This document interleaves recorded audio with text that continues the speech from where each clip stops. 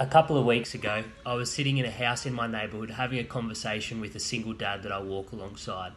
He's a pretty tough bloke in his 40s, maybe 50s. He's covered with tats and he has a history of violence and substance abuse issues and a pretty intimidating life story that started with him developing a heroin addiction at the ripe old age of 12.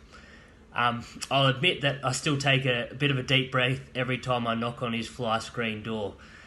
But my willingness to be his mate has opened up a relationship between us. The last time we caught up, he opened up and shared his fear of being alone and his yearning for real family and love. In that moment, in that conversation, I just felt so privileged that he trusted me, and I left the house reminded and encouraged that in spite of the brokenness that is present in the community that I live in, the world that we all live in, God is still always moving to open hearts so that things can be made right and made whole. It was a good reminder for me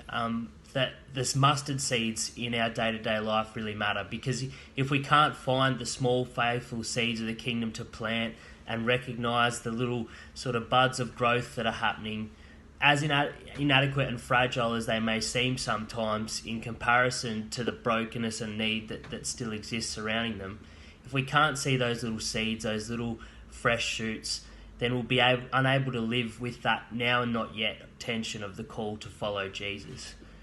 The risk is, if we can't recognise those seeds and those little buds of growth, that we'll settle for a form of Christianity that adds a spiritual element to our personal lives but lacks the full transformational power of God's purposes being outworked in the world and the lives of people around us. Sometimes it can be really hard to hold the tension of the now and not yet. As we see people in pain, as we see evil and corruption in the world around us, injustice, the gap between the glorious vision of the kingdom of God that's too wonderful to put into words and the reality of living as followers of Christ on the surface of our globe and in local streets that are in need can feel too large. But we need to preserve the hope and the recognition that we all can find ways to express the kingdom of God and to plant these seeds, even though they sometimes seem painfully small.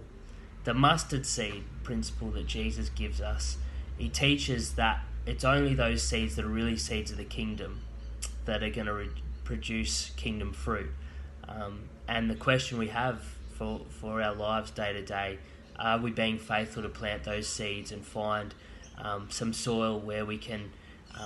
just start some new growth? Or are we chasing after self-glorification or self-justification? One of the things I love about Coach, and it's a great privilege being involved in Coach, because I get to meet and work with so many Christians, so many local church communities that are really sincerely, humbly and faithfully seeking those seeds of God's kingdom and involved in deeply transformational work in their local communities. So be encouraged, keep it up everyone, catch you next time, see ya.